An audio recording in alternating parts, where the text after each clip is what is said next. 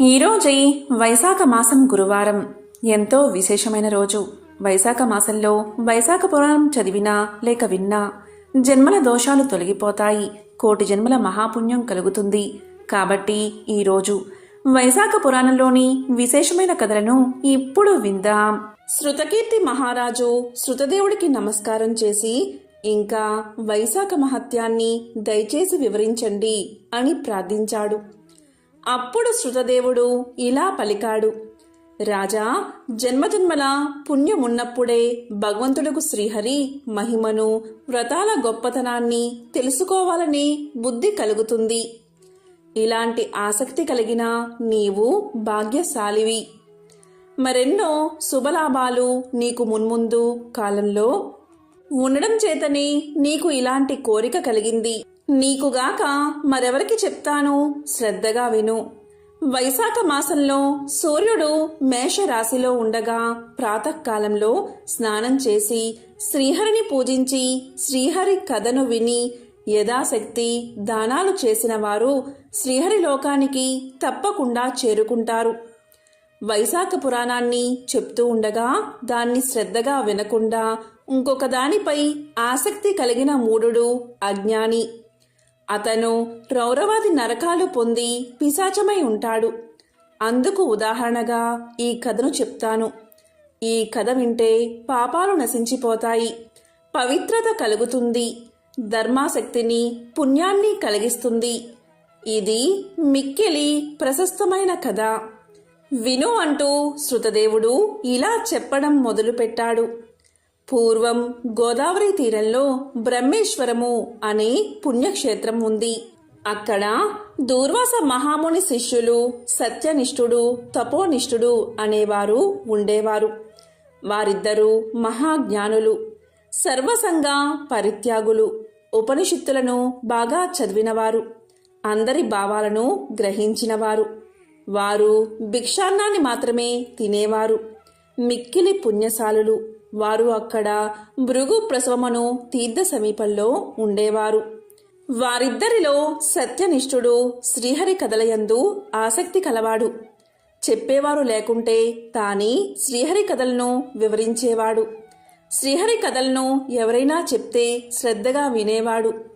వీరెవరూ లేకపోతే విష్ణు కథలను తలుచుకుంటూ శ్రీహరికి ప్రీతిని కలిగించే పనులను చేస్తూ ఉండేవాడు. శ్రీహరి కథలను చెప్పువారుంటే రాత్రింబగళ్ళు తన పనులను మాని వాటిని వింటూ ఉండేవాడు. అలాగే వింటేవారుంటే తాను రాత్రింబగళ్ళు శ్రీ మహావిష్ణు యొక్క కథలను వివరిస్తూ ఉండేవాడు.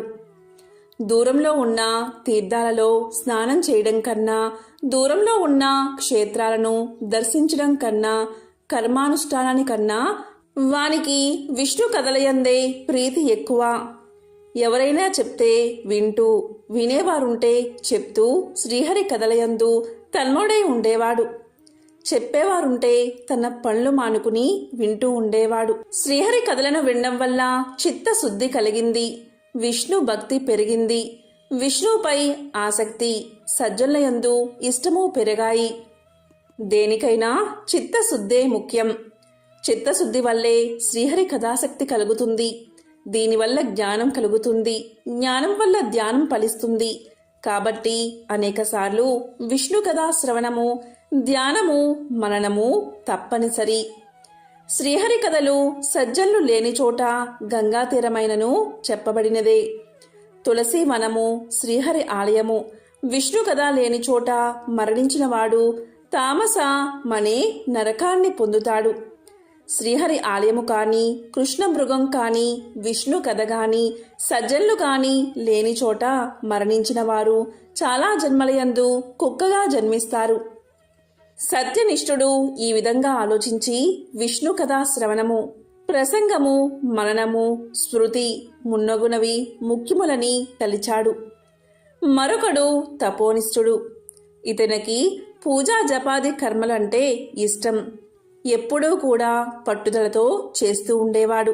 శ్రీహరి కథలను వినడు, చెప్పడు. ఎవరైనా చెబితే తీర్థ స్నానానికి వెళ్ళేవాడు. తీర్థ స్నాన సమయంలో శ్రీహరి కథా ప్రసంగం వస్తే తన పూజాది కర్మకలాపం పాడవుతుందని దూరంగా వెళ్ళిపోయేవాడు. అతన్ని అనుసరించి చాలామంది స్నానాది కర్మలను ఆచరించి తమ ఇంటి పనులు చేసుకోవడానికి వెళ్ళిపోయేవారు. ఇలా కొంతకాలం గడిచింది. తపోనిష్ఠుడు కర్మానుష్ఠానం తప్ప శ్రీహరి కథాశ్రవణం, చింతనం, స్మృతి మున్నగు వాటిని ఎరగడు. తపోనిష్ఠుడు ఇలా గడిచిన తర్వాత కొంతకాలానికి మరణించాడు. శ్రీహరి కథాశ్రవణం మున్నగునవి లేకపోవడం వల్ల పిశాచమై చిన్న కర్ణుడు అనే పేరుతో ఉండేవాడు. జమ్మి చెట్టు యందు నివసిస్తూ ఉండేవాడు. బలవంతుడైన నిరాధారుడు, నిరాశ్రయుడు, ఎండిన పెదాలు, నోరు కలవాడై ఉండేవాడు. ఇలా బాధపడుతూ కొన్ని వేల సంవత్సరాలు కాలాన్ని గడిపేవాడు. వాని సమీపానికి వచ్చే వారు లేక ఎంతో బాధతో ఉండేవాడు. ఆకలి దప్పికలు కలిగి అవి తీరే ఉపాయం లేక ఎంతో బాధపడుతూ ఉండేవాడు. ఈ విధంగా కర్మపరాయణుడగు తపోనిష్ఠుడు పలు విధాలుగా బాధపడుతూ ఉన్నాడు. నిర్జనమైన ఆ అడవిలో అతను మిక్కిలి బాధపడుతూ ఉండగా ఒకసారి సత్యనిష్ఠుడు పనిపై పురం వెళ్తూ ఉండగా ఆ ప్రాంతానికి వచ్చాడు. ఎన్నో బాధలు అనుభవిస్తున్న చిన్న కర్ణుని చూశాడు. దుఃఖిస్తూ శరణాగతుడైన వానికి భయపడకు అని ధైర్యం చెప్పి అతని బాధకు కారణం అడిగాడు.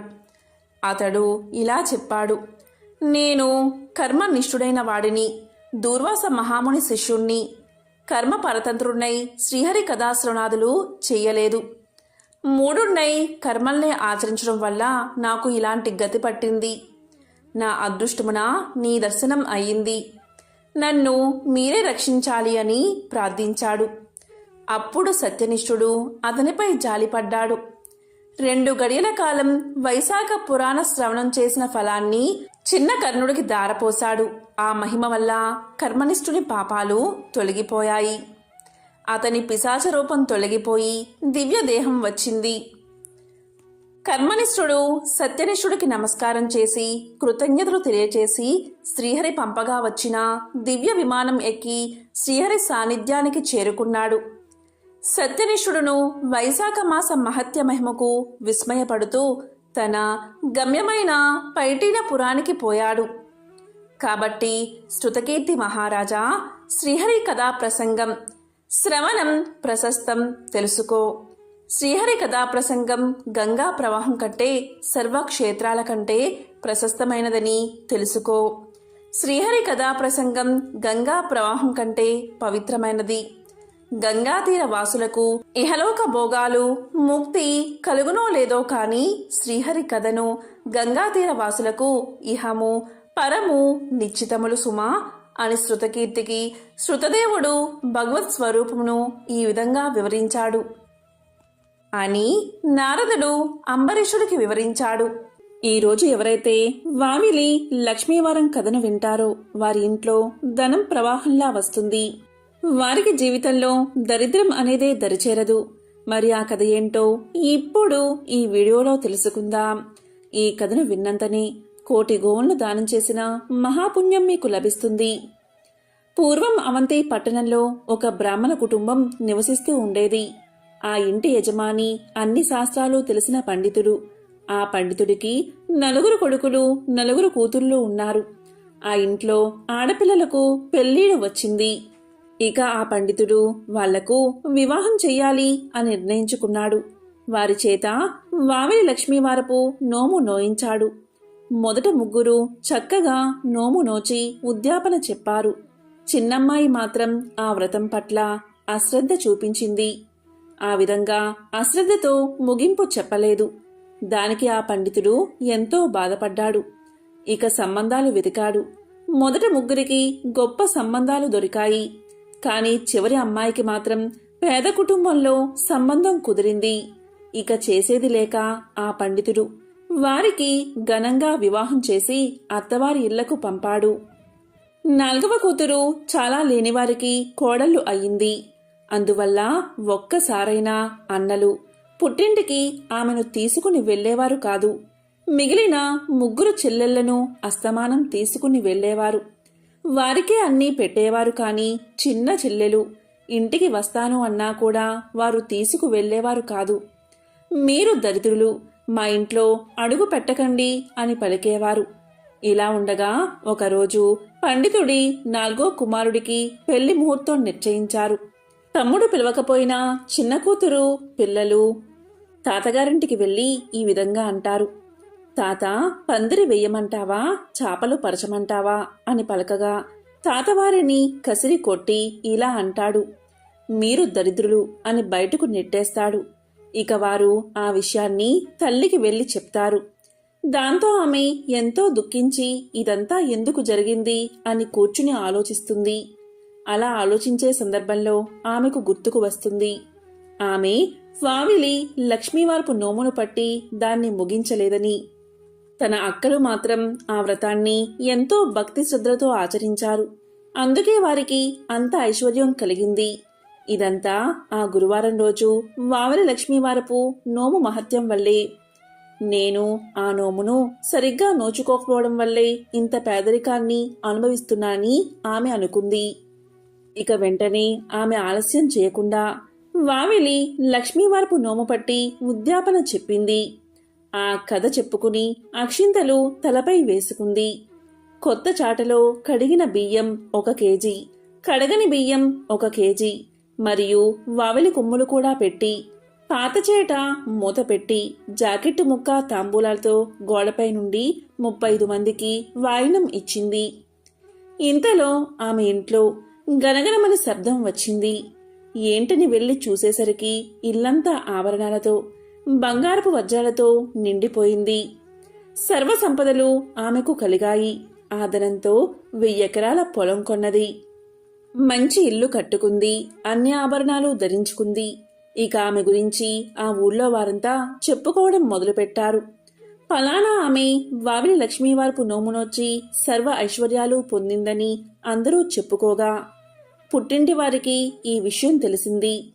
ఒకరోజు సర్వ ఆభరణాలు అలంకరించుకుని ఆమె పుట్టింటికి వెళ్లేసరికి ఆమె తల్లిదండ్రులు, అక్కా చెల్లెళ్ళు, అన్నా తమ్ముళ్ళు ఎంతగానో గౌరవించారు. ఇదంతా వావిలి లక్ష్మీవారపు వ్రత మహత్యమేనని ఆమె అనుకుంది. అలా వారు సకల ఐశ్వర్యాలతో జీవించారు. అదృష్టం ఉన్నవారు మాత్రమే ఈ కథను వినగలుగుతారు. ఈ కథను విన్నంత మాత్రం చేతనే సకల సంపదలు కలుగుతాయి. ఇక మీ ఇంట్లో అన్ని శుభాలే కలుగుతాయి. ఒకనాడు పరీక్షిత్ మహారాజు దివ్య యాత్ర చేస్తున్న సందర్భంలో ఒక ఆశ్చర్యకరమైన విషయాన్ని చూశాడు. అది ఏంటి అంటే, ఒంటి కాలు కలిగిన ఎద్దు ఒకటి నిల్చుని ఉంది. దాని ముందు ఒక ఆవు ఏడుస్తూ ఉంది. అప్పుడు ఆ ఎద్దు, ఎందుకు ఏడుస్తున్నావు అని ఆవును ప్రశ్నిస్తుంది. అందుకు ఆవు, నేను ఏడుస్తున్నది నా గురించి కాదు. ఆ కలి ప్రభావం చేత దేవతలకు, ఋషులకు, పితృదేవతలకు, నీకు, నాకు, గోవులకు, వర్ణాశ్రమాలకు బాధ కలుగుతుంది కదా, అందుకే బాధపడుతున్నాను అని సమాధానం చెప్పింది. అదంతా చూసిన మహారాజు ఇలా అనుకున్నాడు. ఒక కాలు మీద ఎద్దు ఎలా నిలబడగలదు? దాన్ని చూసి ఆవు బాధపడ్డం ఏమిటి అంటే, అక్కడ ఉన్నది మామూలు ఆవు, ఎద్దులు కావు అనుకున్నాడు. ఆ ఆవు భూదేవి, వృషభమే ధర్మదేవత. శ్రీకృష్ణుడు అవతారం చాలించిన తర్వాత కలియుగం ప్రారంభమైన సమయంలో కలి ప్రవేశించినప్పుడు ఆ కలిపురుషుడి ప్రభావం వల్ల ధర్మం యొక్క సత్యము, శౌచము, తపస్సు, దయ అనే 4 పాదాలలో 3 నశించి ఒక కాలు మాత్రమే మిగిలినందుకు ఆ భూదేవి ఏడుస్తుంది. నశించిపోయిన 3 పాదాలు శౌచము, తపస్సు, దయ, మిగిలింది సత్యము, ఎన్నటికీ నశించదు. ఈ విధంగా ఆవు దుఃఖిస్తూ ఉండగా అపారమైన కోపం కలవాడు, దండం చేతిలో ఉన్నవాడు, రాజు ఆకారంలో ఉన్నవాడు ఒకడు వచ్చి ఆవును తన కాలితో తన్నాడు.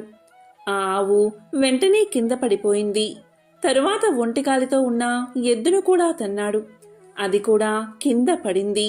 కింద పడిన వాటిని తన చేతిలోని దండంతో విపరీతంగా కొట్టడం మొదలుపెట్టాడు. వాటికి కళ్ళ నుంచి నీళ్లు కారుతున్నాయి. దూరంగా ఇదంతా చూసిన పరీక్షిత్ మహారాజు అతని దగ్గరకు చేరుకున్నాడు.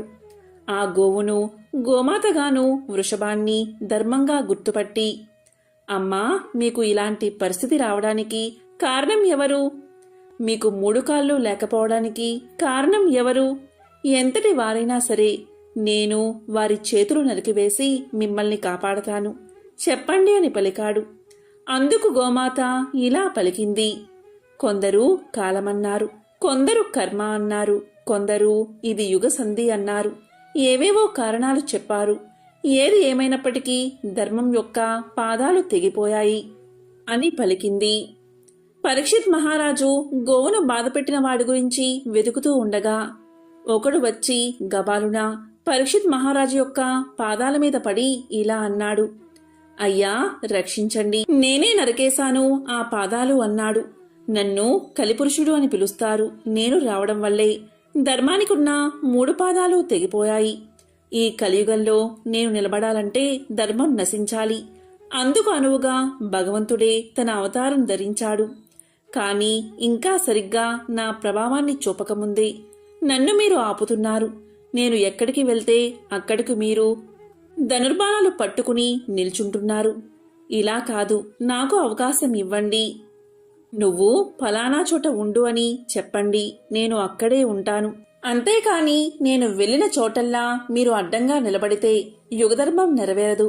ఇది కలియుగం. నేను ప్రవేశించి తీరాలి. కాబట్టి నాకు కొన్ని స్థానాలు ఇవ్వండి అని వేడుకున్నాడు.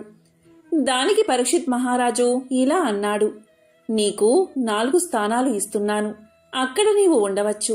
మొదటిది జోదశాలయందు నీవు ఉండవచ్చు. రెండవది మద్యపానశాల. అక్కడ నీవు స్వేచ్ఛగా తిరుగుతూ ఉండు. అదేవిధంగా ధర్మానికి కట్టుబడని స్త్రీ పురుషుల ఇంట్లో నీవు ఉండవచ్చు. ఇక 4వ స్థానం వచ్చేసి జీవహింస జరిగే ప్రదేశాల్లో నీవు ఉండవచ్చు అని పరీక్షిత్ మహారాజు చెప్పాడు. అది విని కలిపురుషుడు ఇలా పలికాడు. అయ్యా, మీరు 4 స్థానాలు నాకు ఇచ్చారు, కాని అక్కడ నేను నిలబడ్డానికి వీలులేదు. ఎందుకంటే పరీక్షిత్ మహారాజు యొక్క పరిపాలనలో వాటి జోలికి ఎవ్వరూ వెళ్లరు. కనుక నాకు మరొక స్థానాన్ని ప్రసాదించండి అని అడిగాడు. అందుకు పరీక్షిత్ మహారాజు ఇలా అన్నాడు. సరే, 5వ స్థానం వచ్చేసి బంగారం. అక్కడ కూడా నీవు ఉండవచ్చు అని పలికాడు పరీక్షిత్ మహారాజు. అది విని కలిపురుషుడు ఇలా అన్నాడు. చాలు మహానుభావా, చాలు మహాప్రభు, చాలు అని నమస్కారం చేసి అక్కడ్నుంచి వెళ్లిపోయాడు. ఆ ఒక్క మాట వల్లే పరీక్షిత్ మహారాజు అంతమైపోయాడు. ఎందుకంటే మహారాజు ఒంటి నిండా బంగారమే. దీంతో కలి పరీక్షిత్ మహారాజులోకి ప్రవేశించాడు. ఆ విధంగా కలి ప్రభావం వల్ల పరీక్షిత్ మహారాజు ఏమయ్యాడో ఇప్పుడు చూద్దాం. పరీక్షిత్ మహారాజు ధర్మం, అర్థం, కామం అనే పురుషోత్తాలు అతిక్రమించకుండా ప్రజలకి ఏ కష్టమూ కలగకుండా భూమి మీద ఉన్న ప్రజలందరినీ కాపాడుతూ 60 సంవత్సరాలు రాజ్య పాలన చేశాడు. ఒకరోజు ఆ మహారాజు అడవికి వెళ్లి పెద్ద పెద్ద జంతువుల్ని వేటాడుతున్నాడు. తన బాణంతో దెబ్బతిని పారిపోతున్న లేడిని తరుముకుంటూ చాలా దూరం వెళ్లిపోయాడు. ఇదంతా కలి ప్రభావం వల్ల జరుగుతుంది. అలా లేడిని వెంటాడుతూ ఒకచోట తపస్సు చేసుకుంటున్న సమీక మహర్షి దగ్గరకు వెళ్లి ఇలా పలికాడు. ఓ మహర్షి, బాణం దెబ్బతిన్న లేడి ఇటువైపుగా వచ్చిందా అని అడిగాడు. తపస్సులో ఉన్న మహర్షికి అది వినిపించలేదు. అతని ప్రశ్నకి మహర్షి సమాధానం చెప్పలేదు. దీంతో పరీక్షిత్ మహారాజుకి మహర్షి మీద కోపం వచ్చి దగ్గరలో చచ్చి పడి ఉన్న ఒక పాముని తన బాణంతో తీసి సమీకుడి మెడలో వేసి వెళ్లిపోయాడు. సమీక మహర్షి కుమారుడు శృంగి తన స్నేహితుడి ద్వారా విషయం తెలుసుకుని, నా తండ్రి మెడలో చచ్చిన పామును వేసిన పరీక్షిత్ అనే పేరుగల మహారాజు నేటి నుంచి 7 రోజుల్లో తక్షకుడు అనే పాము విషం వల్ల మరణించుగాక అని శపించాడు. ఇక జరిగిన విషయాన్ని సమీక మహర్షి తెలుసుకుని శృంగిని పిలిచి శాపాన్ని వెనక్కి తీసుకోమన్నాడు. శృంగి శాపాన్ని తిరిగి వెనక్కి తీసుకోవడం తనకు చేతకాదు అన్నాడు. ఇక సమీక మహర్షి గౌర్ముఖుడు అనే పేరుగల శిష్యుణ్ణి పిలిచి పరీక్షిత్ మహారాజు దగ్గరకు వెళ్లి అతనికి శృంగి శాపం గురించి చెప్పి తగిన జాగ్రత్తలు తీసుకోమని చెప్పమన్నాడు. ఇక శిష్యుడు కూడా రాజు దగ్గరకు వెళ్లి గురువుగారు చెప్పమన్నట్లు చెప్పాడు. శృంగి శాపానికి భయపడి మహారాజు తన్ని తాను రక్షించుకోవడానికి చేయవలసిన కార్యక్రమాల గురించి మంత్రులతో సంప్రదించాడు. నేర్పరులైన వడ్రంగుళ్ళు పిలిపించి ఒంటి స్తంభముతో మేడ కట్టించుకుని రక్షణకు ఏర్పాటు చేసుకుని అక్కడే నివసించసాగాడు పరీక్షిత్ మహారాజు. ఈ విషయం తెలుసుకున్న అక్కడికి వచ్చిన అనేక మంది బ్రహ్మర్షులు మహర్షులతో తనకి 7 రోజులే సమయం ఉందని, మోక్షం పొందడానికి ఉపయోగపడే పురాణాలు, ఇతిహాసాలు చెప్పించుకుని విన్నాడు మహారాజు. ఈ వార్త తెలిసిన కశ్యప మహర్షి పరీక్షిత్ మహారాజును బతికించాలని బయలుదేరాడు. మహారాజుని తాను బతికిస్తే తన కీర్తి అన్ని వైపులా ప్రసరిస్తుంది. పరీక్షిత్తుని బతికించి తన విద్యలో ఉన్న శక్తిని అందరికీ తెలియచేయాలి అనుకున్నాడు కశ్యపుడు. భూమండలం మొత్తాన్ని రక్షించే ప్రభువుని కాపాడితే ఎక్కువ ధనాన్ని కూడా పొందవచ్చు. అందువల్ల తనకు కీర్తి, ధనము, పుణ్యము కూడా దక్కుతాయి అనుకున్నాడు. వెంటనే పరీక్షిత్ మహారాజు ఉండే హస్తినాపురానికి బయలుదేరాడు. ముసలి బ్రాహ్మణ రూపంతో వెళ్తున్నాడు తక్షకుడు పరీక్షితుణ్ణి కాటు వేయడానికి. వీరిద్దరూ అడవిలో కలుసుకున్నారు. తక్షకుడు ఇలా పలికాడు, మహర్షి ఏ పని మీద వెళ్తున్నారు, ఎక్కడికి వెళ్తున్నారు అని అడిగాడు. దానికి కశ్యపుడు, తక్షకుడు అనే పాము ఈరోజు పరీక్షిత్ మహారాజుని కరుస్తుందని విన్నాను. శత్రువుల్ని తరిమేవాడు, శుభప్రదుడు, సమర్థుడు, మంచి మనస్సు కలవాడు అయిన మహారాజు విషాన్ని పోగొట్టడానికి వెళ్తున్నాను అన్నాడు. దానికి తక్షకుడు, నేనే ఆ తక్షకుణ్ణి. నువ్వు అనుకుంటున్నా పని మీదే వెళ్తున్నాను. నువ్వు వేసే మందులు, మంత్రాలు నా మీద పని చెయ్యవు. కావాలంటే నేను ఈ చెట్టును కరిచి ఈ విషంతో దాన్ని కాల్చి బూడిద చేస్తాను, చూడు అని తక్షకుడు మర్రి చెట్టును కరిచాడు. తక్షకుడి నుంచి వచ్చిన విషం వల్ల పుట్టిన అగ్నితో ఆ చెట్టు కాలిపోయింది. దాని విశాలమైన ఆకులు, పొడవైన కొమ్మలు కూడా పూర్తిగా కాలి బూడిద అయిపోయాయి. ఇప్పుడు నీ మంత్రం పనిచేస్తుందో లేదో చూసుకో అన్నాడు తక్షకుడు. వెంటనే కశ్యపుడు కాలిన చెట్టు బూడిదని పోగుచేసి తన మంత్రబలంతో దాన్ని మళ్లీ ఇంతకు ముందు ఉన్న చెట్టులా చేశాడు. అది చూసిన తక్షకుడు, మహర్షి నీ మంత్ర ప్రభావం వల్ల ఈ చెట్టు బతికి ఉండవచ్చు. కాని బ్రాహ్మణుడు, తపస్వి అయిన శృంగి శాపం వల్ల మరణించిన పరీక్షితుడు మాత్రం తిరిగి బతకలేడు. అక్కడికి వెళ్తే నీకు ఎంత సొమ్ము వస్తుందో అంతకంటే ఎక్కువ సొమ్ముని నేను ఇస్తాను. ఇక్కడ్నుంచి నువ్వు తిరిగి వెనక్కి వెళ్ళిపో అన్నాడు తక్షకుడు. కశ్యప మహర్షి తక్షకుడు చెప్పింది విని తన దివ్య దృష్టితో చూసి జరిగేదేమిటో తెలుసుకున్నాడు. పరీక్షితుడికి మరణం తప్పదని అర్థమైంది. తక్షకుడి దగ్గర ధనం తీసుకుని తిరిగి వెళ్ళిపోయాడు. కశ్యప మహర్షిని పరీక్షిత్ మహారాజు దగ్గరికి వెళ్లకుండా ఆపాడు తక్షకుడు. తరువాత తక్షకుడు సర్పాలని బ్రాహ్మణ రూపాల్లోకి మారమని, మంచి సువాసనలు వెదజల్లే తాజా పువ్వులని, రుచిగా తీయగా ఉండే పళ్ళని మోదుగా ఆకులతో చేసిన బుట్టలో పెట్టుకుని పరీక్షిత్ మహారాజు ఉంటున్న ఒంటి స్తంభం మేడలోకి వెళ్ళమని తాను కూడా అదృశ్య రూపంలో వాళ్ళని అనుసరించాడు. ఇక వేదాలు చదువుతూ లోపలికి వచ్చిన బ్రాహ్మణ యువకులు తెచ్చిన పళ్ళు, పువ్వులు తీసుకున్నాడు మహారాజు. తనకు ఇరువైపులా కూర్చున్న అందరితో ఇలా అన్నాడు, శృంగి మహర్షి శాపమిచ్చి 7 రోజులు గడిచిపోతున్నాయి. సూర్యుడు అస్తమిస్తున్నాడు అని చెబుతూ తన దగ్గర ఉన్న పళ్ళ బుట్టల్ని చూపించి వీటిని అందరికీ పంపండి అని చెప్పాడు. అందరికీ పంచడం అయిపోయాక తాను కూడా ఒక పండును తీసుకున్నాడు.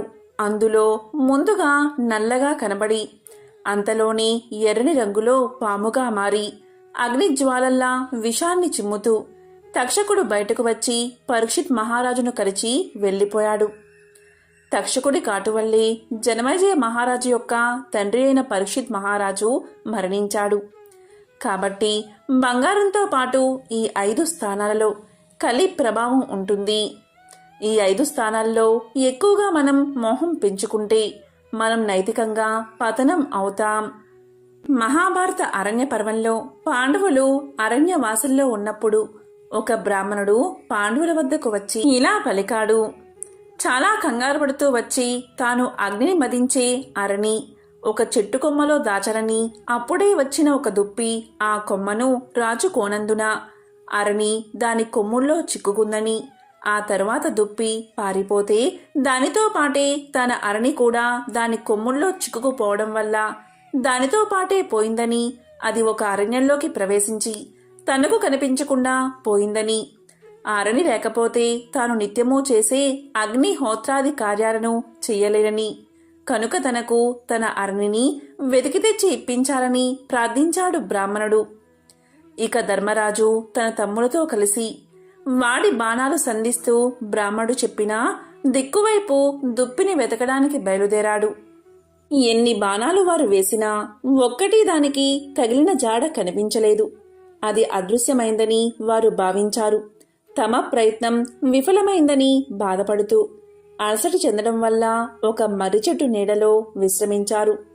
అప్పుడు నకులుడు ధర్మరాజుతో ఇలా పలికాడు. ఆర్యా, మీరు ఇంత ధర్మ తత్పరత కలవారు కదా, మన కష్టాలకు కారణం ఏమిటి అని ప్రశ్నించాడు. దానికి ధర్మరాజు నవ్వి, మన పూర్వజన్మ కర్మలే మన సుఖదుఖాలకు కారణమని పెద్దలు చెప్పారు అన్నాడు.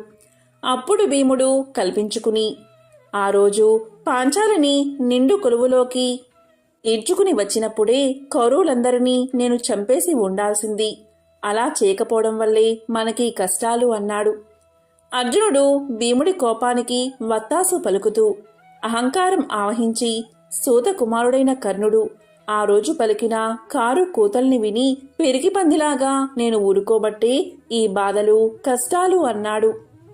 ఇక సహదేవుడు ఇలా అన్నాడు. దుష్ట ద్యూతాన్ని మనతో ఆడించిన మాయావి శకుని నేను ఆ రోజే చంపి ఉండకపోవడమే మన కష్టాలకు కారణమన్నాడు. అన్నీ విన్న అజాత శత్రువు పాండవాగ్రేసరుడు ధర్మరాజు నకునితో అన్నదమ్ములైన మనం అందరం బాగా దాహంతో బాధపడుతున్నాం. దగ్గరలో ఎక్కడైనా నీరు ఉందేమో చూసి నువ్వు తాగి మాకు కూడా తీసుకురా అని ఆదేశించాడు. దీంతో నకులుడు అన్నగారి మాటకు బద్ధుడై వటవృక్షమెక్కి నీళ్లు ఎక్కడైనా దొరుకుతాయేమో అని పరిశీలించాడు. కొంత దూరంలో ఒక జలాశయం ఉందని తెలుసుకుని అన్నగారికి చెప్పాడు. అప్పుడు ధర్మరాజు నకులుణ్ణి అక్కడికి వెళ్లి దాహం తీర్చుకుని తమందరికీ వెంటనే మంచినీరు తేవలసిందిగా ఆజ్ఞాపించాడు. దీంతో నకులుడు జలాశయం చేరుకున్నాడు. అందులో దిగి నీళ్లు తాగాలని ప్రయత్నం చేశాడు. ఇంతలో ఒక గొంతు వినిపించింది. ఆ తడాకం తనదని, తాను అడిగే ప్రశ్నలకు సరైన జవాబులు చెబితేనే నీరు తాగనిస్తాను అంది ఆ గొంతు. నకులుడు ఆ మాటలు వినకుండా లోపలికి దిగి కొంచెం నీరు తాగాడు. వెంటనే స్పృహ కోల్పోయి నేలపై కూలబడ్డాడు. ఎంతసేపటికి నకులుడు రాకపోయేసరికి ధర్మరాజు సహదేవుణ్ణి పంపాడు. అతను వెళ్లి నకులుడి స్థితి గమనించి నీళ్ళలోకి దిగాడు. అప్పుడు మళ్ళీ ఒక అశరీర భూతం గొంతు, ఈ తటాకం నాది, నేనడిగిన ప్రశ్నలకు సరైన జవాబు చెబితేనే నీళ్లు తాగనిస్తాను అని వినిపించింది. కాని అహంకారం ఆవేశం ఉన్న సహదేవుడు ఆ మాటలు లక్ష్యపెట్టక లోపలికి దిగి దాహం తాగి మూర్ఛపోయాడు. ఆ తరువాత అర్జున భీములు కూడా వచ్చి అలాగే మూర్ఛపోయారు. చివరికి ధర్మరాజే బయలుదేరి వచ్చాడు. ఆ కొలను దగ్గర మూర్ఛపడి ఉన్న సోదరుల్ని చూశాడు. ఇతరులు ఎవ్వరూ వచ్చిన జాడలేదని గ్రహించాడు. ఇది దుర్యోధన మాయ ఏమోని అనుకున్నాడు. సోదరుల ముఖాల్లో చైతన్యం తగ్గలేదు, చేతులు కాళ్ళల్లో శోభ తగ్గలేదు అని గమనించాడు. ఇంకా వెంటాడుతుందని విచారించాడు. తాను వీళ్లను వదిలి వెళ్లితే తల్లి కుంతీదేవికి ఏమని సమాధానం చెప్పుకోవాలా అని సందేహించాడు. దాహం విపరీతంగా ఉంది. దాంతో కొలంలోకి దిగాడు ధర్మరాజు. అప్పుడు అశరీర భూతం ఇదివరకలాగే హెచ్చరించి తన ప్రశ్నకు సరైన సమాధానాలు చెబితేనే ఉదక ప్రాప్తం అంది. అది తన కొలను అని, తాను ఒక కొంగ అని చెప్పాడు. ఇక ధర్మరాజు వినయంతో, మీరెవరో మహాపరాక్రమవంతులై ఉండాలి, లేకపోతే కుల పర్వతాలని ఢీకున్నే నా సోదరులు ఇలా మూర్ఛపోరు. మీరెవరో, మీ కోరిక ఏమిటో నాకు సరిగ్గా చెప్పండి అన్నాడు. దానికి ఆ అదృశ్య గొంతు, ధర్మరాజా, నేను ఒక యక్షుడిని, నా వల్లే నీ సోదరులకు ఈ గతి పట్టింది అని చెప్పిన వెంటనే అక్కడ ప్రత్యక్షమయ్యాడు. అతను ఆజానుబాహుడు. అతని గర్జనకు అడవిలోని ప్రాణాలు వణికిపోయాయి. పరమ భయంకరంగా ఉన్నాడు. కాని ప్రశాంత గంభీర స్వరంతో ఇలా అన్నాడు. యుధిష్ఠిరా, నా అనుమతి లేకుండా నీ తమ్ముళ్ళు నీరు తాగి ఇలా అయిపోయారు. నువ్వు వివేకవంతుడివి కనుక దుస్సాహసం చెయ్యలేదు. నా అనుమతి కోసం ఎదురు చూస్తున్నావు. నా ప్రశ్నలకు తగిన సమాధానాలు చెప్పి అప్పుడు నీళ్లు తాగు అన్నాడు యక్షుడు. సరే అని ప్రశ్నలు వెయ్యవలసిందిగా ధర్మరాజు యక్షుణ్ణి కోరాడు. ఇప్పుడు ప్రశ్నలు, వాటికి ధర్మరాజు సమాధానాలు తెలుసుకుందాం. సూర్యుణ్ణి ఉదయింపచేసేవారు ఎవరు అని యక్షుడు అడగగా బ్రహ్మం అని ధర్మరాజు సమాధానం చెప్పాడు. సూర్యుని చుట్టూ తిరిగేవారెవరు అని యక్షుడు అడగగా దేవతలు అని సమాధానం చెప్పారు. మానవుడు దేనివల్ల మహత్తును పొందుతాడు అని యక్షుడు అడగగా తపస్సు అని ధర్మరాజు సమాధానం చెప్పాడు. ఆకాశం కంటే పొడవైంది ఏది అని యక్షుడు అడగగా తండ్రి అని సమాధానం చెప్పాడు ధర్మరాజు. భూమి కంటే భారమైంది ఏది అని యక్షుడు అడగగా జనని అని సమాధానం చెప్పాడు. గాలి కంటే వేగమైంది ఏది అని యక్షుడు అడగగా మనస్సు గాలి కంటే వేగమైందని ధర్మరాజు సమాధానం చెప్పాడు. మానవుడికి సజ్జనత్వం ఎలా వస్తుంది అని యక్షుడు అడగగా ధర్మరాజు ఇలా సమాధానం చెప్పాడు. ఇతరులు తన పట్ల ఏ పని చేస్తే, ఏ మాట మాట్లాడితే తన మనస్సుకు బాధ కలుగుతుందో తాను ఇతరుల పట్ల ఆ మాటలు మాట్లాడకుండా ఎవడు ఉంటాడో అట్టివాడికి సజ్జనత్వం వస్తుంది అని సమాధానం చెప్పాడు. నిద్రలో కూడా కన్ను మూయంది ఏది అని యక్షుడు అడగగా చేప అని ధర్మరాజు సమాధానం చెప్పాడు. జన్మించియు ప్రాణం లేనిది ఏది అని యక్షుడు అడగగా గుడ్డు అని సమాధానం చెప్పాడు ధర్మరాజు. రూపమున్న హృదయం లేనిది ఏది అని యక్షుడు అడగగా రాయి అని సమాధానం చెప్పాడు ధర్మరాజు. ఎల్లప్పుడూ వేగం గలదేది అని యక్షుడు అడగగా నది అని సమాధానం చెప్పాడు. కీర్తికి ఆశ్రయం ఏది అని యక్షుడు అడగగా దానమని ధర్మరాజు సమాధానం చెప్పాడు. లాభాల్లో గొప్పది ఏది అని యక్షుడు అడగగా ఆరోగ్యమని సమాధానం చెప్పాడు. ఎల్లప్పుడూ తృప్తిగా పడి ఉండేది ఏది అని యక్షుడు అడగగా యాగకర్మ అని ధర్మరాజు సమాధానం చెప్పాడు. లోకాన్ని కప్పి ఉన్నది ఏది అని యక్షుడు అడగగా అజ్ఞానమని ధర్మరాజు సమాధానం చెప్పాడు. జ్ఞానమంటే ఏమిటి అని అడగగా మంచి చెడుల్ని గుర్తించగలగడం జ్ఞానమని సమాధానం చెప్పాడు. దయ అంటే ఏమిటి అని యక్షుడు అడగగా ప్రాణులంటిని సుఖం కోరడం దయ అని సమాధానం చెప్పాడు. ఇలా యక్షుడు ధర్మరాజును అనేక ప్రశ్నలు వేశాడు. అన్ని ప్రశ్నలకు ధర్మరాజు సరైన సమాధానం చెప్పాడు. ఆ సమాధానాలు విన్న యక్షుడు, నా ప్రశ్నలంటికి సరైన సమాధానాలు ఇచ్చావు. నాకు ఆశ్చర్యాన్ని కలిగించావు. నీ సోదరులలో ఒక్కరిని బతికిస్తాను. ఎవరిని జీవింపచెయ్యాలో నువ్వే చెప్పు అన్నాడు యక్షుడు. అప్పుడు ధర్మరాజు కొంచెంసేపు ఆలోచించి ఇలా చెప్పాడు. సుమున్నత బలశాలి అయిన నా సోదరుడు నకులుణ్ణి బతికించు మహానుభావా అని అన్నాడు.